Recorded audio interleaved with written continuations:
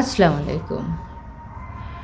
আজ আপনাদের সঙ্গে সুন্দর একটা আকাশ ভ্রমণের গল্প বলবো, যেটা হয়তো আপনার জীবনের সঙ্গে বাস্তব হতে পারে। গল্পটা কেমন? একটা ভোরবেলা আকাশটা তখনও পুরোপুরি জেগে ওঠেনি। নীল আর কমলার মিশেলে যেন এক স্বপ্নের রং ছড়িয়ে আছে। রূপা জানালার পাশে বসে আছে, তার জীবনের প্রথম আকাশ ভ্রমণ। বুকের ভিতরটা ধুকপুক করছে, ভয় না, বরং এক অদ্ভুত উত্তেজনা। প্লেনটা ধীরে ধীরে রানওয়ে ছেড়ে যখন আকাশে উড়তে শুরু করলো, রূপার মনে হলো সে যেন নিজের সব দুঃখ কষ্ট নিচে ফেলে আসছে। নিচে ছোট ছোট বাড়ি, নদী, রাস্তা, সব কিছু যেন খেলনার মতো হয়ে গেল। মেঘের ভেতর দিয়ে উঠতে উঠতে সে প্রথমবার বুঝল স্বপ্নগুলো ঠিক একই রকম।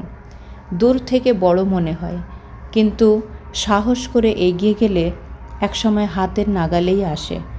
হঠাৎ পাশের সিটে বসা এক বৃদ্ধ বললেন, জানো মা, আকাশে উড়লে মানুষ নিজের ভেতরটাকেও একটা নতুন করে খুঁজে পায়। রূপা মৃদু হেসে জানালার বাইরে তাকালো। সাদা তুলোর মতো মেঘের মাঝে সূর্যের আলো ঝলমল করছে। তার মনে হলো জীবন যতই কঠিন হোক, একটু উপরে উঠলেই সব কিছু সুন্দর লাগে। সেই দিনটা শুধু একটা ভ্রমণ ছিল না, বরং ছিল নতুন করে বাঁচার শুরু।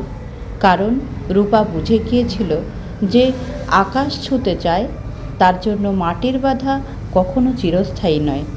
আমরা এই গল্প থেকে একটা নীতিকথা পেলাম, যে মানুষ জীবনে বড় হতে চায় বা জীবনে এগিয়ে যেতে চায়, তার মধ্যে যে একটা ইচ্ছা, এই ইচ্ছাটাই কিন্তু তাকে অনুপ্রাণিত করে, এবং এই ইচ্ছাটাই তার মনকে, তার পথকে আরও এগিয়ে যাওয়ার পথকে প্রশস্ত করে দেয়।